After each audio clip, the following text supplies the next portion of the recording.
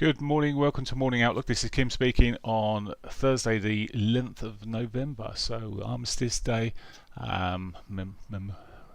Remembrance Day in the UK. Today, I think the volumes may be quite low. We do have a number of bank holidays: French bank holiday, Canadian bank holiday, US bank holiday. And certainly things coming to a stop hopefully at 11 o'clock in the UK today, but we will see. Anyway, so I would imagine a lighter day. In terms of other, well, I say other, but in terms of risk events today, well, of course the markets will be lighter because of that. Lower volumes, but we've already had the Australian employment change coming out rather disappointing there. Missing the target, and the unemployment rate increasing to 5.2, so it's not really what wants to be seen, and this may give reason for further delays in any rate increases or any change to monetary policy, basically. Prelim GDP came out for the UK there. The prelim, the first one. There's two versions of them. It's alright, there's an advance and then prelim, and everything else in America it's completely different. That's why I ask, is it the first? There's just two, I just have to remind myself. So the prelim version, the first version, coming out at 1.3 versus 1.5 expected, slightly less than expected, but still the growth is sitting there. But as I say, maybe a minor disappointment. I don't think that will put any halts on the lackluster program the central bank's got anyway on that. So there we are. As I said, other side of that, we've got the EU economic forecast coming out, being released at 10 o'clock this morning. I think they've probably been spoken about quite a bit, but we might see a bit of movement around that.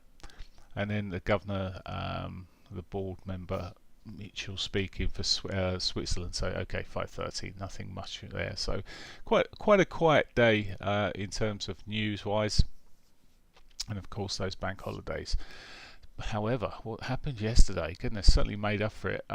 Huge down day here on the euro.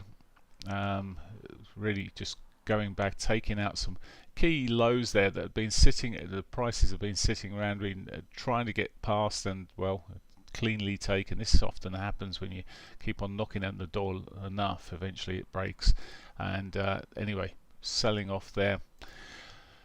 When you start looking at how to consider trading this, personally, I would need a retrace to get in. If I was looking to get it start from here, it's already, well, actually there's a bit of divergence kicking in along the lows here, and we do have a daily pivot above. So any sort of rallies may well come back to towards that area, if not touching that area. So that might be an opportunity if price gets up to here. To the sort of the 15-16 area being here. If price gets up to that area, it could be a point from shorting. See how that runs. The pound again. Big bearish day yesterday, already selling off today. Market's not really liking what we're seeing at the moment, and we could just get a continuation of what we're seeing at the moment. It just went and went yesterday. Went from 8 o'clock onwards, just rolled. There was me looking, well, if it breaks this area, I'll be looking to go bullish above it, but never got a look in. There was a bearish signal before then, and well, we're seeing continued bearishness. Again, divergences around these lows, although it's sort of had a bit of a rally and then sort of pulled back south again. Now it could be the double divergence.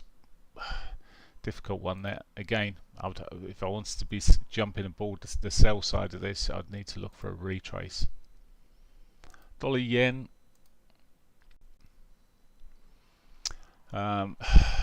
Yen yesterday gave up its gains effectively against the US dollar. It made over the last few days, and the dollar rallied against the yen here quite strongly. Not not the same sort of signs. Well, a bit of, there is, beg your pardon, there is the divergence on the lower time frames here, and once again we've got a daily pivot below, but at the moment it looks like we could just see a continuation. So again, if you wanted it was considering short side, well, I would be looking for a retracement. I wouldn't look to the breakouts of these this morning. The other thing to consider when they've done these divergences, are they going to pull back further? So by allowing them to pull back a little bit, if they do pull back, I mean, it may just go off there, just waiting. You can watch the reaction, and if the reaction to the pivot is that the price just breaks through it, well, then you'll just stand aside and let it get on with it. If it's putting a reversal around this area, well, then there's the opportunity. It is a patience game. Okay, Aussie dollar. Said the new data didn't come out too well, and we've already seen the Aussie coming off this morning. Again, just really continuing southwards. It's all happened before we get to the desk, effectively. Well, some of it happened yesterday, of course. Quite bearishness at times.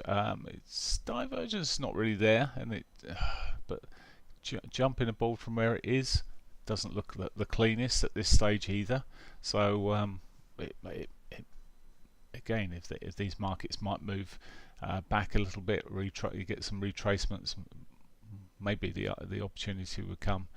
But at the moment, bearish, but needing a better entry. You'll find Canadian dollar. The Canadian dollar's just continued. I mean, largely it was continuing yesterday, a massive chop. Here we got a bullish engulfing sort of bar that's sitting there from yesterday. It's continuing from that at the moment. Yesterday, yesterday for large parts, although you sort of see a trend to the downside, it's difficult to work any trend when you come down the lower time frames. Choppy as anything. Did in the end totally turn around yesterday afternoon there, and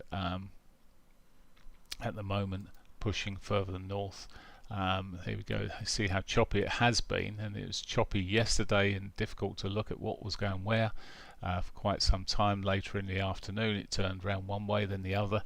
At the moment it looks as it's shaping up, I'm still looking to get short on it at some stage, but not yet. And as long as this dollar strength, I mean, it may be the daily 50 could give an opportunity, but patience is needed here. It's just the way it's moving. As I say, so long as it's so choppy as it is, it's not a market I really want to be in. You just end up stuck in it. As I was on my Euro CAD, for example, I sat in this patiently for a long time. Eventually it pitched out, it just took out my trailing stop in the end, then moved down, but at the moment it's back in this sort of chop zone, and whilst they're sitting there, it's just a matter of patience and until it shapes up into something better. Okay, so currency wise, a waiting game this morning. Looking at gold, gold had a massive run up yesterday. It liked the inflation and everything else that's coming out. It's working and pushing up further. As I say, solid day. One thing we also saw, of course, yesterday, and we've just got to keep an eye on them. As I said all of the time, I strongly recommend you keep an eye on what's happening with the yields, because this is the key at the moment. A lot of traders looking at the yields. I'm just going to bring this out to a month. You can see how steeply they rose back up yesterday. They'd been dropping off, and the dollar had been dropping off, and bang, yesterday off they started coming, and up they started coming, the yields, bonds being sold, and we just saw this sort of rally kicking in there. So gold's following that route at the moment as well, but the yields all fits in together with the demand, everything, and gold's taking full advantage of that. In terms of trying to get into a position, wouldn't start from here really. Is almost, although it is moving back up there, but it has got resistance levels quite close by, nearby. So you may just get stopped. I say stopped, but may see a stalling at 1861. But at the moment, it's off to the races really there on gold. Oil went the other way yesterday. bearish engulfing candle here.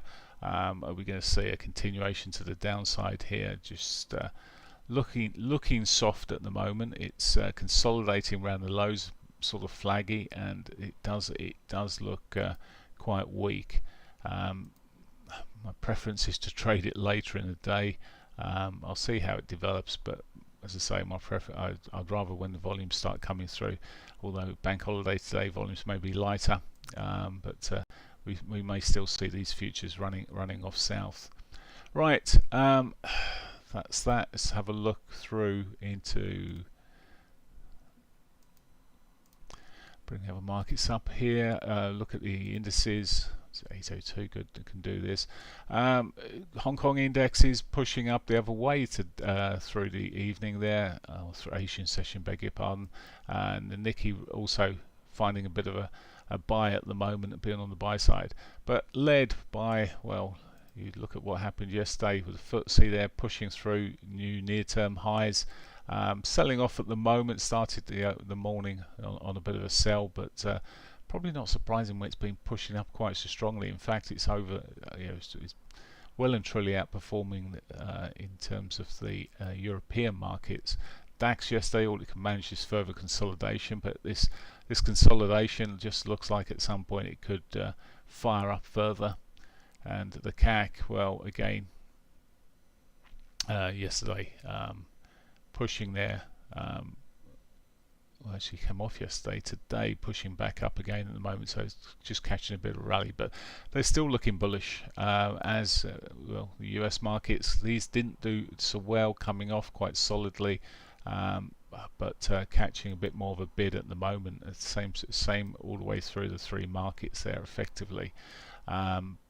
Would I sell against these at the moment?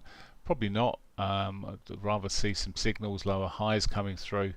So when you start seeing lower highs, it just gives that sort of more confidence to the downside. At the moment, this is possibly just a small retrace. Okay, that's pretty much it there. The crypto side of things, just very briefly then. Once again, Bitcoin put in a new high yesterday, but then complete reversal with everything going on. The overall remember, this is again versus the US dollar. This overall strength of the dollar, just pulling back on it there. But we could see these and Ethereum doing the same here. Quite bearish candles, but if we don't see a trigger to the downside, well, we may just see some consolidation on these. But Ethereum still looking solid. Same thing we saw on the Ripple there, just and once again today we're seeing it being bought at the moment. So a starting point of maybe a bit of dollar being sold there across, but not really showing up anywhere else. I'm just looking. Dollar still really the strongest across. Okay, I think that's it really. As I say, you need plenty of patience today to get into these markets. I wish you a great day and lots of patience. Take care. Catch you tomorrow. Bye for now.